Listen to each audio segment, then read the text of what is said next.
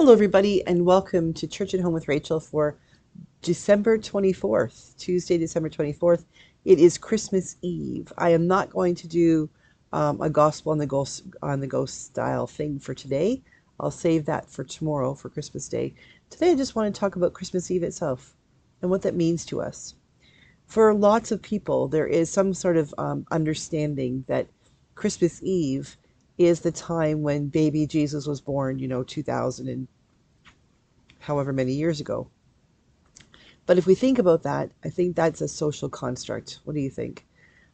There's lots of scholarship that could talk about when he was actually born and the realities of things about stars being in the heavens and whether or not there were three wise men or four or if there were any and all of those things. Lots of conversation could be had around the historical accuracy of those things. But the fact is that we have a whole religion based on the birth of a child. Not so much that it's not really about the birth of a child. It's about the concept that the God that people, the divine being that people understood or had felt they had relationship with, actually came into being in human form so that people could indeed have relationship with God. I'm going to say with him because that is how it has been understood, and we can debate pronouns and how people understand the divine being at another date. But for sake of simplicity today, I'll just keep on with the traditional male language. So the idea of Jesus being born, Emmanuel, God with us, is it's essential to who we are as Christians, for those of us who are Christians. And this idea that Christmas Eve is the day we celebrate.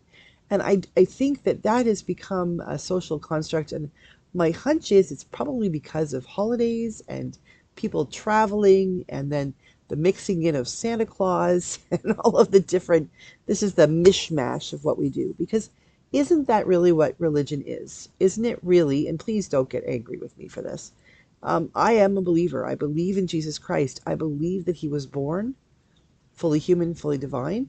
Um, and I believe in such a way that that does not give my brain a headache anymore. Used to, not so much anymore. There's some things I just accept without needing to know how they happen.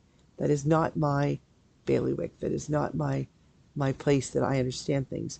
Some things I have to take on faith. We all do, whether we acknowledge it or not. Sometimes we just have to take some things on faith.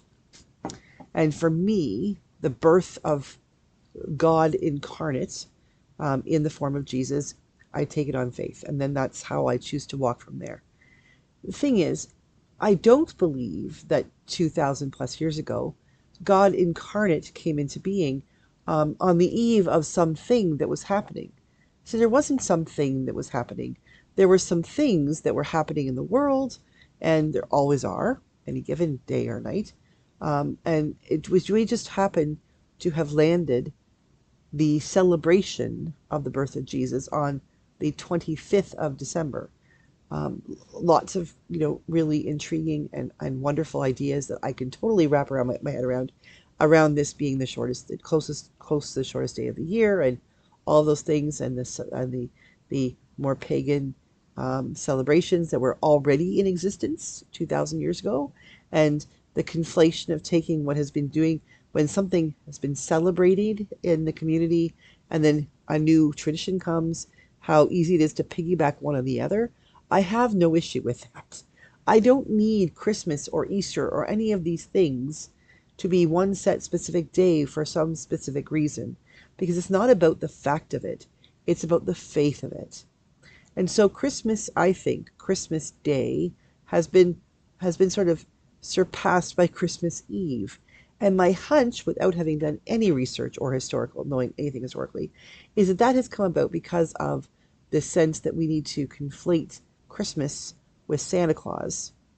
Now, I believe, if I'm not mistaken, the feast of Saint Nicholas of Myra is December 6th, which is this beginning of Santa Claus and Sinterklaas and Kris Kringle and all of the different formations we have of who we understand to be Santa Claus. And again, these sort of come together for various reasons. What was it that Saint Nicholas of Myra was famous for, and what did he do, and why? I'm not going to talk about that today. But the fact is that we've taken these ideas, these things that were historically present and somehow have mashed them together, just like we do with Easter. There's a reason why we didn't just choose a date for Easter, although there is all kinds of controversy and conversation in the Christian church about should we just name a specific date as the Easter date. Um, I'm not fond of that personally, because I think we should do what we've been doing for years, landing it on this date after the first full moon, after the winter solstice, blah blah blah.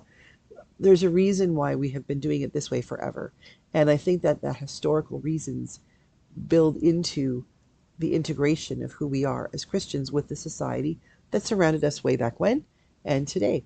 So, same thing with Christmas. The thing is, with Christmas and Christmas Eve, we get this idea somehow that Christmas Eve is the big day. And I think the church has contributed to that because we've done things like, say, we'll have Christmas Eve services where we don't gather to anticipate and tell the story of the coming of Jesus. This is the thing. Christmas Eve, Advent, the season leading up to Christmas Eve and Christmas Day, is not anticipating the birth of Jesus. We've already done that. That's been there, done that. We're celebrating that. On Christmas Day, we commemorate that. We remember the birth of Jesus, and we look ahead to how that has changed our lives. And then, of course, throughout the whole year and throughout right to the rate of Christ, we are learning from and anticipating. And then Advent, you see that 4 weeks before Christmas, we are thinking about anticipating and preparing for the second coming of Christ. Not the first, the second. But then all of a sudden, society does this switch, and it's not about Advent, it's really the Christmas season leading up to Christmas Day. And it's all about preparing for the coming of the baby Jesus, which then becomes all about the coming of Santa Claus. And all of a sudden, we have things like Christmas Eve services, where we have like at 4 o'clock in the afternoon, we'll have like a family service. And I am one of them. I will, every year, if I do a family service, I will talk about who's coming on Christmas Eve night. And it's not the baby Jesus, it's Santa Claus. And I talk about NORAD and the fact that you can go online and you can track where Santa is and all of those things, because I believe that children need to believe. I believe that we need to allow our children to live in a world where anything is possible for as long as we possibly can. Because if we didn't really live in a world where anything is possible, we wouldn't have electricity, we wouldn't have insulin, we wouldn't have chemotherapy, we wouldn't have radiation like x-rays, we wouldn't have penicillin, we probably wouldn't have the great sonnets of the world and love stories and all the movies we enjoy if we didn't live in a world where anything could be possible. So I'm a supporter of that. But the thing is, Christmas, Jesus was not born until actual Christmas Day. That's why it became Christmas Day, because it's the day that Christ came. But somehow we've pushed it so that we celebrate the coming of Jesus as a baby on Christmas Eve. Some churches will actually have their midnight mass at 11 o'clock at night, so that when they get to the point where they celebrate communion, it's actually around midnight, and it is then Christmas Day. Kudos to those who do that, because you're kind of keeping the spirit. Now, there are some places that will have a Christmas Day service. I've always lived in diocese where that was mandated. However, I don't know about others, but when I would hold my Christmas Day services, it would be me, my husband, sometimes an organist, and often one or two people who had no family to go to on Christmas Day, because the Christmas celebrations, the church celebrations, happened on Christmas Eve, and then Christmas Day is all about the people celebrations. And that's okay. It's okay, because it is a day. We can celebrate Christmas Eve in July if we want. We can celebrate Christmas Day in the middle of February if we choose. You see, it's more about I believe it's more about when do we recognize the presence of Jesus in our lives. And for somebody who struggles with it, or somebody who's wondering, is there even a Jesus? Is this real? Or are they all nuts? And they come to that point in their lives where all of a sudden they're like, oh, I get it.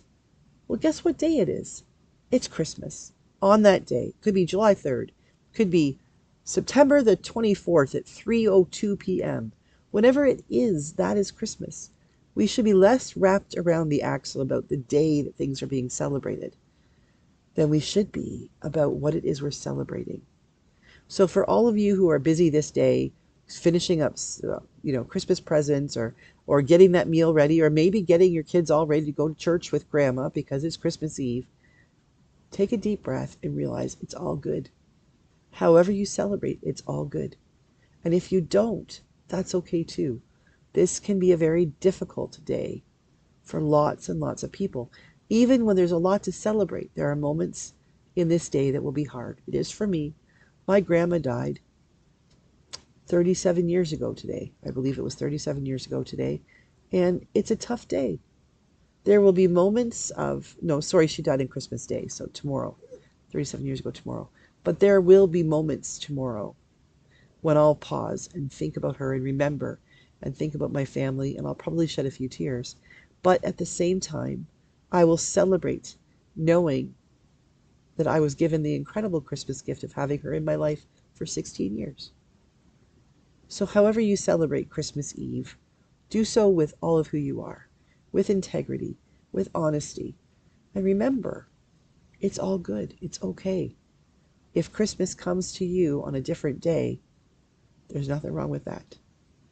Have a great day. God bless you. Merry Christmas.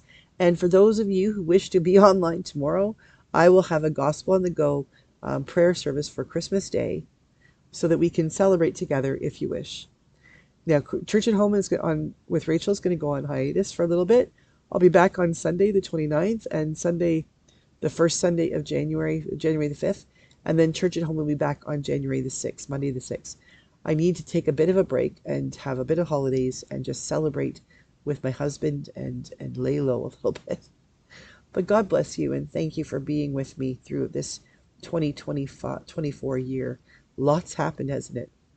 God bless you. I'll see you again tomorrow for Gospel on the Go, and then again on January 6th for Church at Home with Rachel. Merry Christmas and Happy New Year.